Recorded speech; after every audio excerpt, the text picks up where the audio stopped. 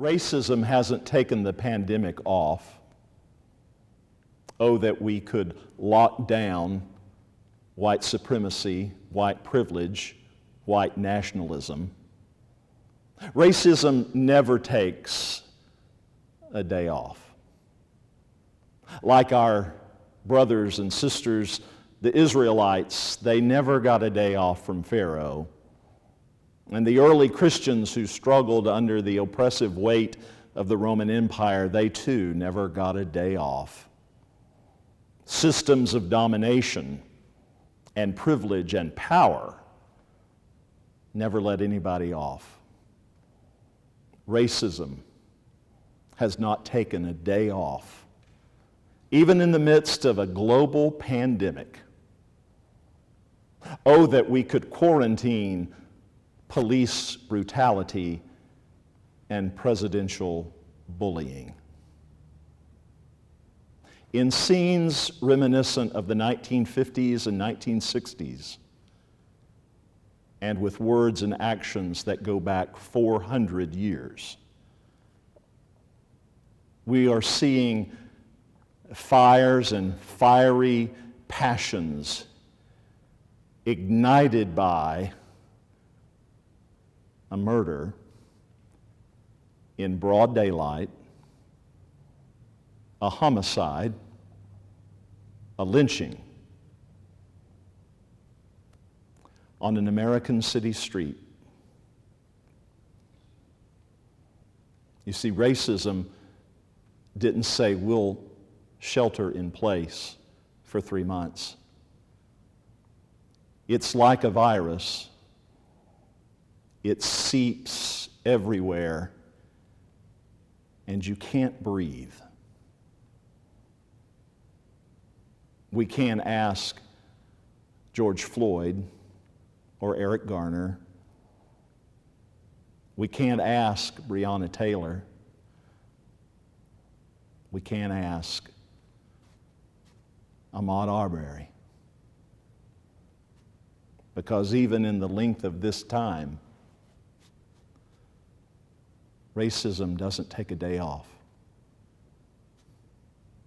And we have to ask, how long? And yet the church tries to proclaim a different vision, a vision where black and white and brown children are friends. The great Billy Barnes, who had a wonderful eye to capture moments, has this unposed picture of a young black boy and his young white friend laughing, smiling, arms across each other's shoulders. That doesn't take a day off either. Friendships that forge across boundaries and borders and lines, by the grace of God, really. For somebody taught those children. Someone helped to form those children with a different gospel. And that's what today is about on Trinity Sunday, a day we remember that the disciples are told by Jesus that because He has authorized them, they will go out into the world, and they have a trio, a trinity of holy practices and tasks to do. They're to go and make disciples of all nations. Note that all nations part. As I drive to church, I pass a church building, and on their sign there is draped an American flag. And I think to myself, if I were from any other country in this world, would I step foot in there? Would I be welcomed there? Or is that a place only for white Americans? Go into all the world and make disciples, baptizing them in the name of a God who listens to the cry of the oppressed and liberates them through God's power and through human agency, first by Moses, and then a whole list of others who will take up the mantle to free Pharaoh out of their spirit. In the name of Jesus, whose very ministry was one episode after the next of breaking boundaries and breaking barriers and helping the disciples to see that the true gospel, the good news, is that there is to be no restriction on who is acceptable to God. Jesus' own ministry represented a kind of God-intoxicated Jewish peasant social protest that captivated the people. Now, when you turn him into a blonde-haired, blue-eyed American superhero, well, you've got a truncated gospel, if a gospel at all. Go into all the world and make disciples of all nations, baptizing them in the name of a liberating, freeing, forgiving God and the Holy Spirit, teaching them to observe all of my commandments. Dallas Willard, in a book called The Great Omission, says that the church often becomes too preoccupied with converting people, often through manipulative ways, rather than the making disciples piece, which is all about forming and teaching them. And Jesus gets specific here by saying, teaching them to obey all that I've commanded. And the greatest commandment that Jesus gives us in all four of the Gospels: love God and love one another. I know two boys who were formed in that understanding. And remember, at the end of the Great Commission, and remember, I am with you always to the very end. Because it's Trinity Sunday, I have a trio of stories for you today. The first is from the great Brian Stevenson, who last year, his book, Just Mercy, was made into a best-selling movie. As you may know, he is a civil rights attorney living in the South. He tells a story in the book of meeting Miss Rosa Parks. He was living in Alabama, and ever so often Rosa Parks would come back to Montgomery after moving to Detroit. And she would stay in the home of her really dear friend and fellow activist as part of the Montgomery bus boycott, Miss Johnny Carr. And Miss Carr took a shine to young Brian Stevenson, fresh out of law school, and said, Brian, Miss Parks is going to come over to the house, and I'm wanting you to come, and now you need to do this one thing. You just sit and you listen. And so she came to the house. She did this for several years, and for several years he would sit in the living room, and Johnny Carr and Rosa Parks would swap stories, and Brian Stevenson would simply listen. One year, Rosa Parks said, "Now, Brian, tell me who you are and what you do." He looked sheepishly at Mrs. Carr as if to say, "Is it okay for me to speak?" And she nodded. And then, in a torrent, he told her all that he was doing. Well, you see, I'm working on this new organization, the Equal Justice Initiative, and we're trying to get fairer and better sentences for criminals. We're trying to work toward ending of poverty. We're trying to give help to those who are in need. We're trying to make sure that capital punishment is outlawed. We're doing everything we possibly can, and he comes to the end of this torrent. And he realizes that he's gone on too long. And he's embarrassed. He looks down. And Rosa Parks leans back in the chair and she smiles and she says, "Oh, honey, doing all that is going to make you tired, tired, tired." And then Johnny Carr moves up in her seat. And she talks to him like his grandmama did. And she says, "And that's why you need to be brave, brave, brave." Since racism and murder doesn't take time off in a pandemic, we're tired. We're tired. We're tired of this. But we got to be brave. We have to be brave. We must be brave because to fulfill both the Great Commission and to live into the Great Commandment, which is to love God and love neighbor, to do this work, you have to listen. And you have to be brave. One of the great challenges of the church is to ask itself, why hasn't our preaching and our teaching and our witness made more of an impact on this culture, in this world, in these United States?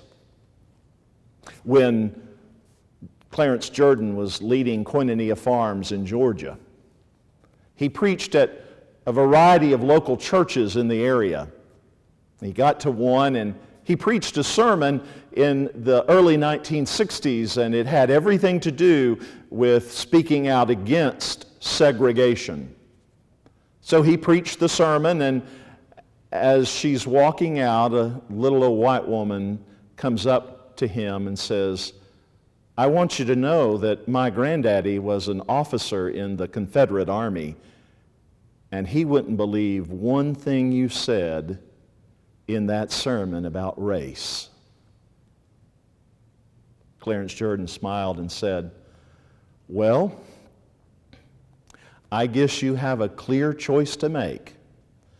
You can either follow your granddaddy or you can follow Jesus."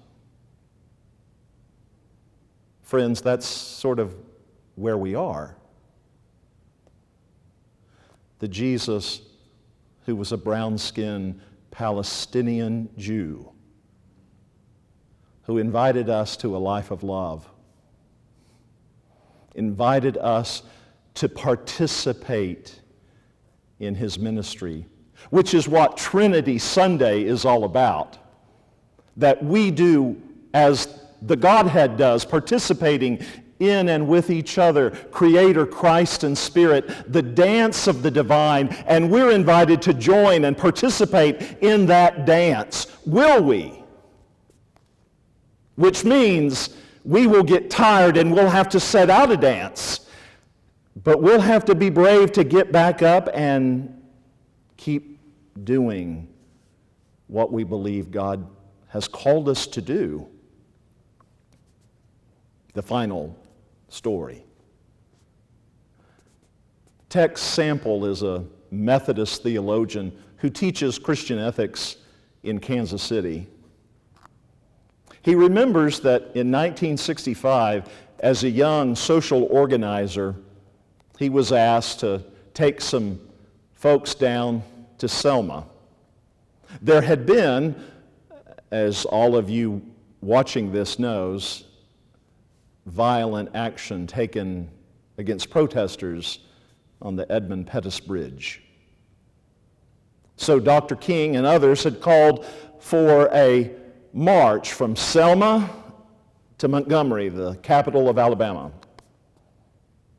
And so on that day, Tex Sample and others are part of this long and significant protest demonstration.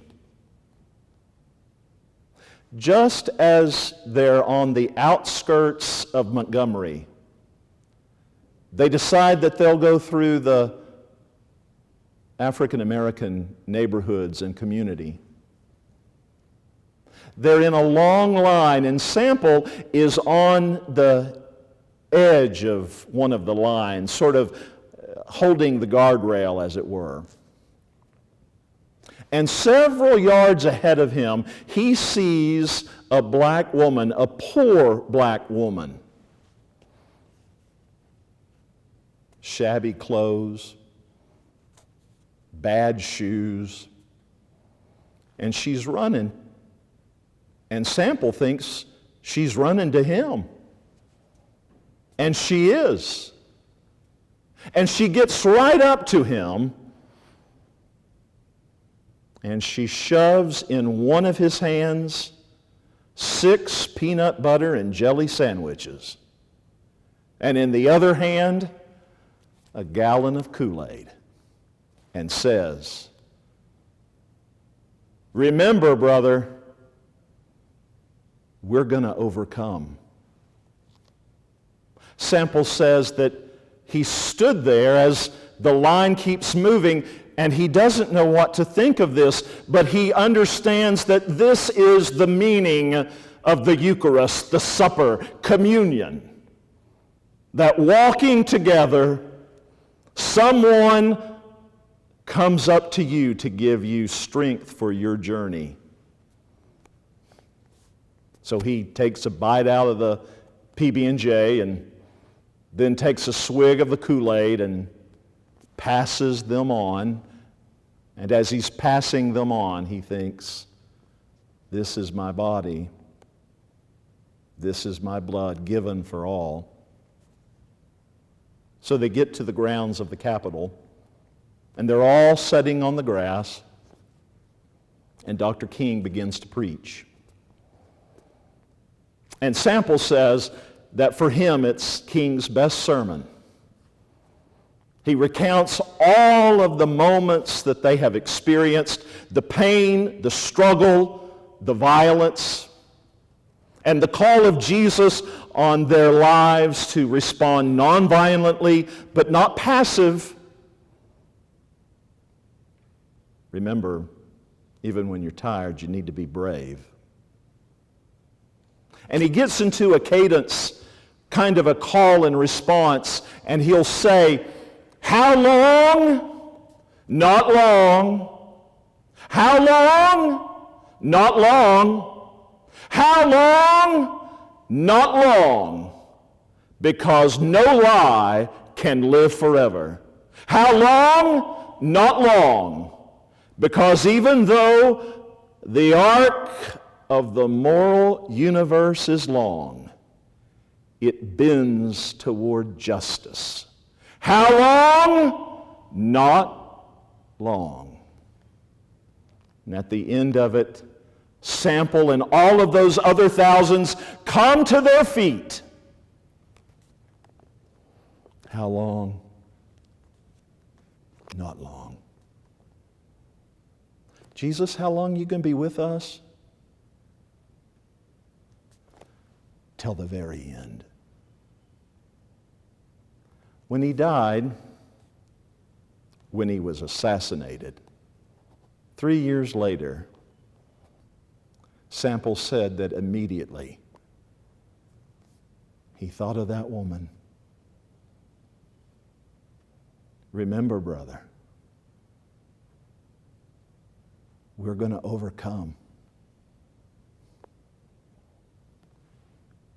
Even to the end." Thanks be to God Amen and amen.